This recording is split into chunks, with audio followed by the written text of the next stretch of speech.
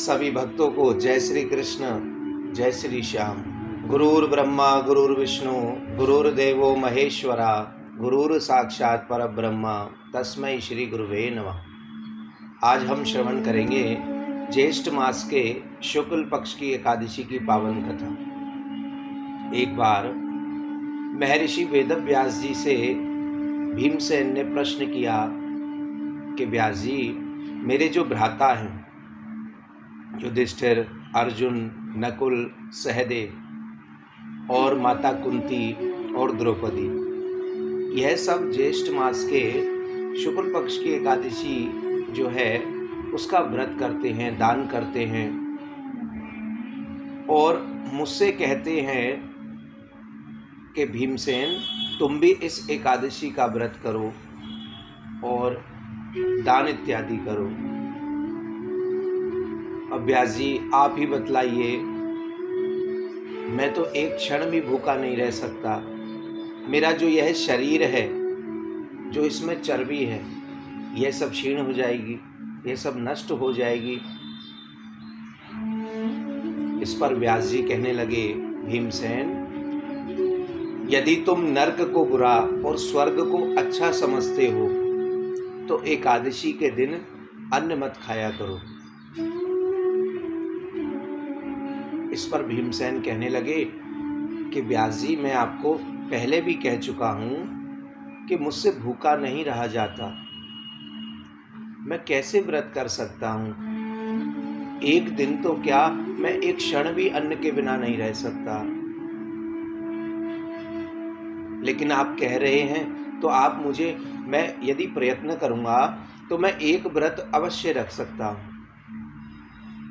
तो आप मुझे ऐसा कोई व्रत बतलाइए जिससे मेरे समस्त पाप नष्ट हो जाएं और मुझे स्वर्ग की प्राप्ति हो। इस पर व्यास जी कहने लगे, भीमसेन, जो अभी आने वाली ज्येष्ठ मास की एकादशी है, इसका तुम निर्जल व्रत करो। अब भीमसेन विचार करने लगे, सोचने लगे कि मुझे नरक भोगना पड़ेगा। तो वह उस बात को सुनकर, व्यास जी की उस बात को सुनकर कांपने लगे। जैसे किसी वृक्ष की लता जब कोई आंधी तूफान आता है तो हिलने लग जाती है, ऐसे ही भीमसेन कांपने लगे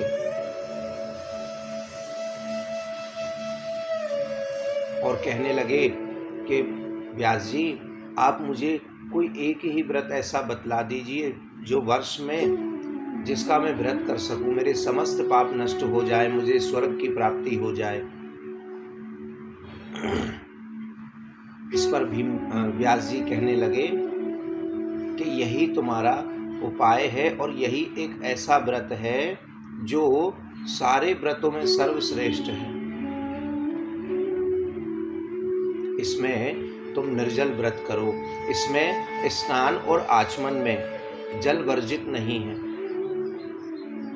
और यदि तुमसे ना रहा जाए या तुम्हें ज़्यादा ही प्यास लगने लगे, भूख लगने लगे, तो तुम 3 मास से जल ग्रहण कर सकते हो। यानी पूरे दिन में तुम 7 मास से जल ग्रहण कर सकते हो। मासे यानी जब आप अपना हाथ ऐसे करेंगे तो यहाँ पर जो जगह बनती है वहाँ पर जल डाल करके उसको आप ग्रहण कर सकते हैं 3 मासे, और पूरे दिन में 7 मासे। 7 मासे जल से अधिक ग्रहण करने पर वो मदपान के समान हो जाता है। आपका व्रत नष्ट हो जाएगा, क्षीण हो जाएगा। और यह भी तब है जब ज़्यादा ही आपको कुछ दिक्कत हो रही हो, जब ना रहा जा रहा हो बिना जल के।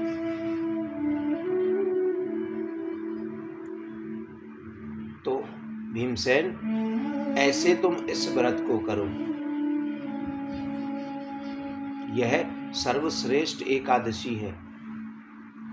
जो मनुष्य इस व्रत को करते हैं, भक्ति भावना से, श्रद्धा से भगवान विष्णु की पूजा करते हैं, उनको भयानक यमदूत दिखाई नहीं देते।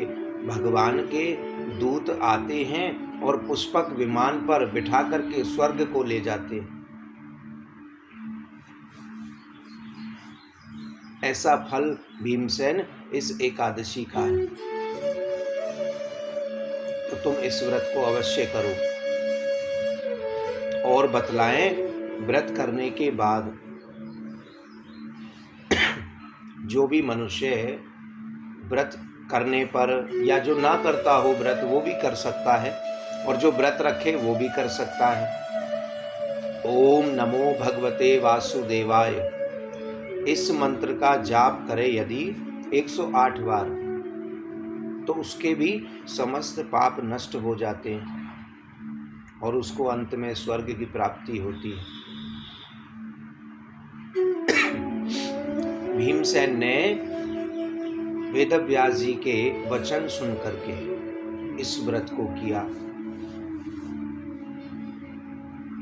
और उसको अनंत गुना फल मिला। और आपको बतलाएं, जो व्यक्ति ब्रह्महत्या, गुरु से द्वेष, चोरी, असत्य बोलना, इन कर्मों को करता हो, उसको भी यह व्रत अवश्य करना चाहिए। उसके यह सभी पाप नष्ट हो जाते हैं, लेकिन भाव से और श्रद्धा से। तो भीमसेन ने व्रत किया। इस दिन जो निर्जला एकादशी है, इस दिन भगवान विष्णु की पूजा अर्चना करनी चाहिए।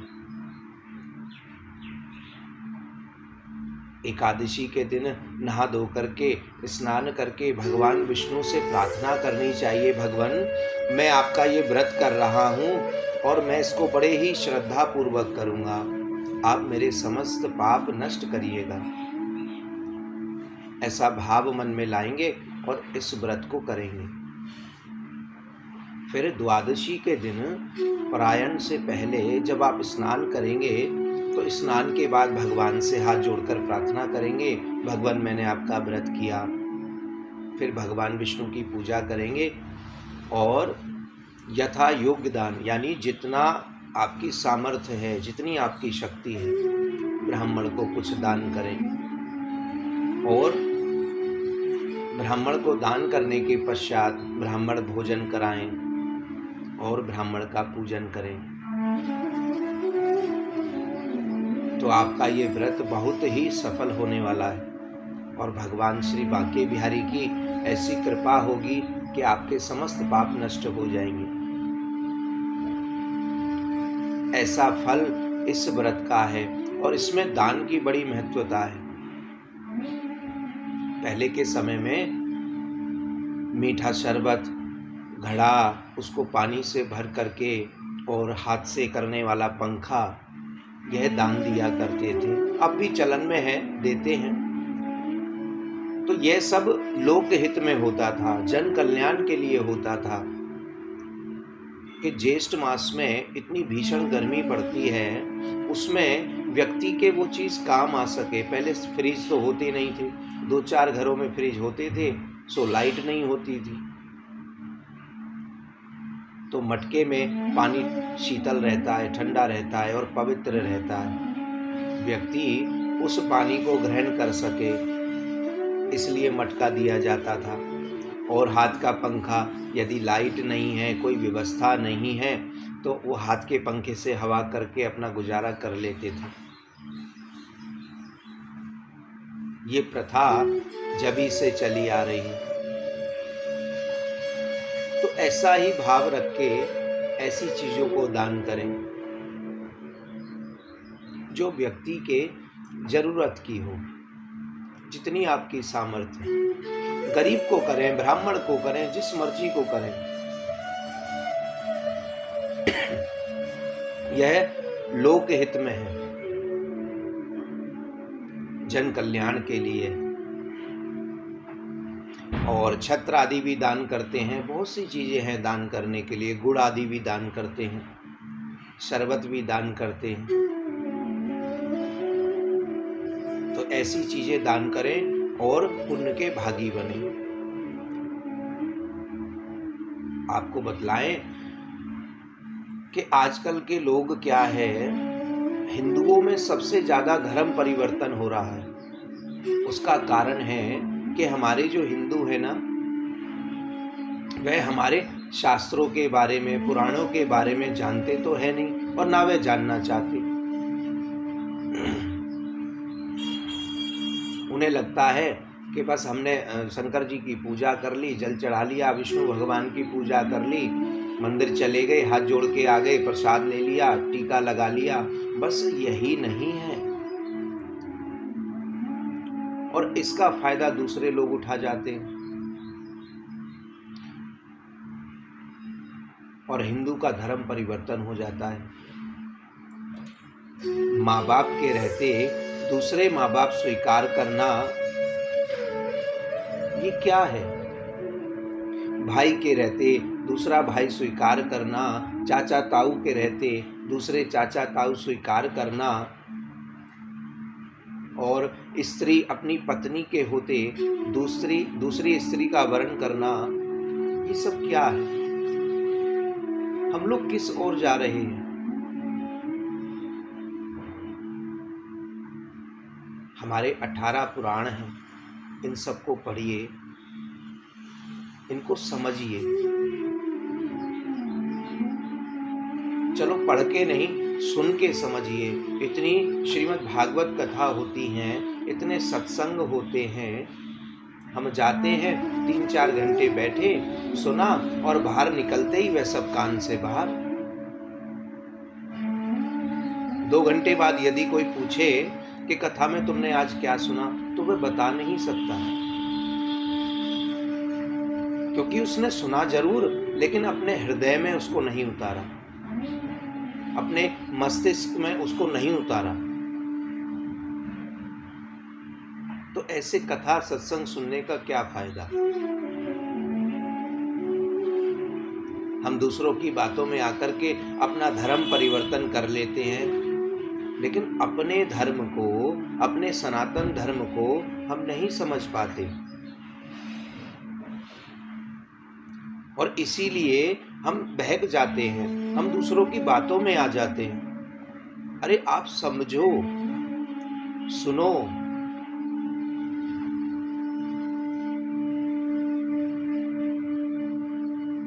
तो इससे कभी भी आपका नुकसान नहीं होगा। आप हमारे ग्रंथों को पढ़ो, हमारे ग्रंथों को समझो, भगवान की लीलाओं को समझो।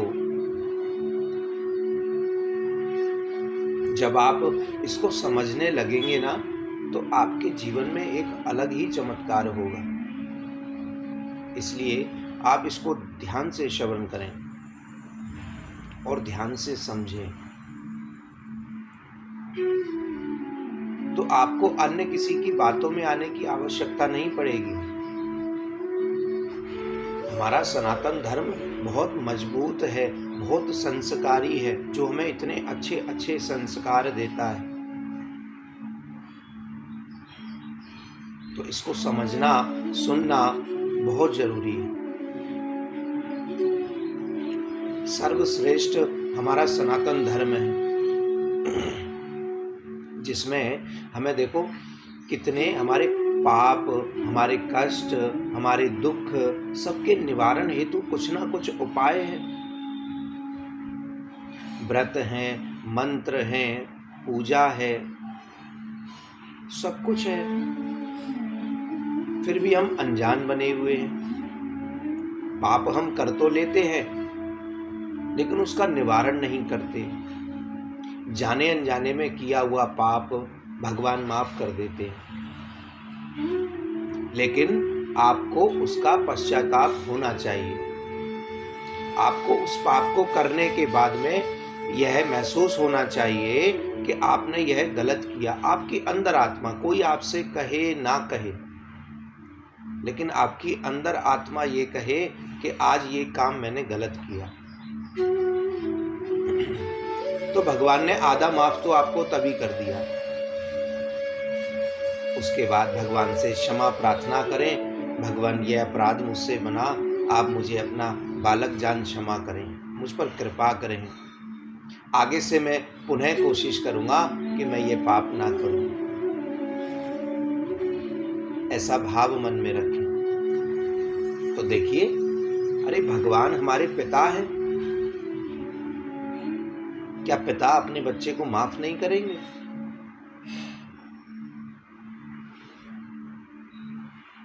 तो आप इस पर विचार करें और हमारे ग्रंथों को पढ़ें, ग्रंथों को समझें, भगवान की लीलाओं को समझें।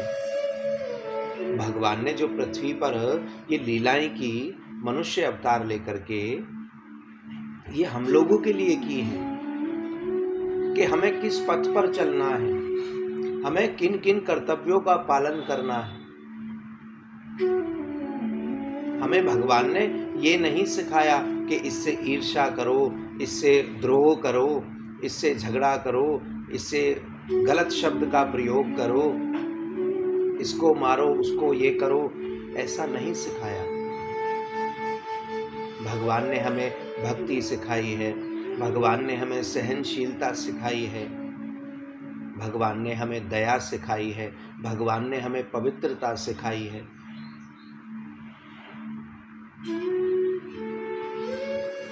तो हम इन अच्छी चीजों को ग्रहण करने की जगह हम बुरी चीजें ग्रहण कर लेते हैं।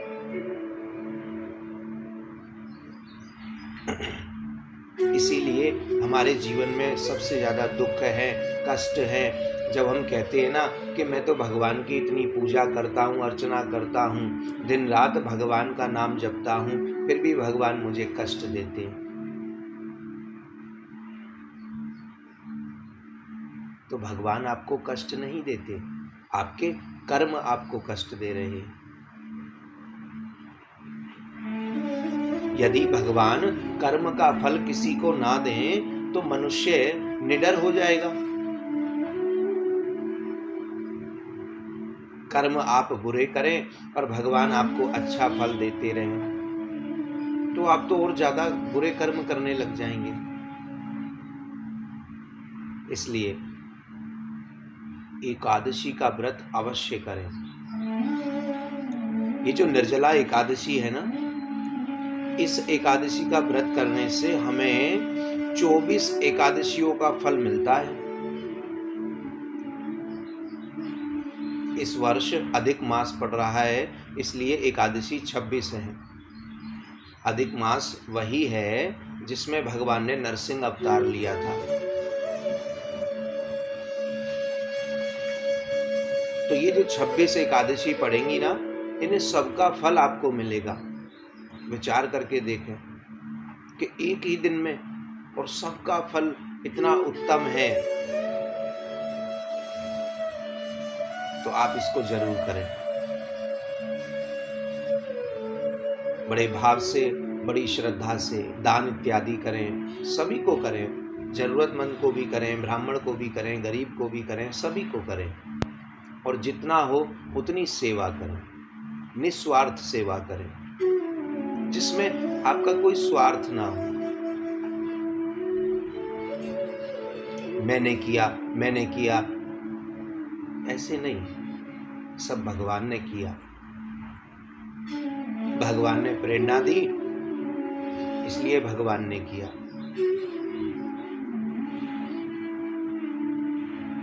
तो आप इस व्रत को अवश्य करें और भाव और श्रद्धा के साथ करें।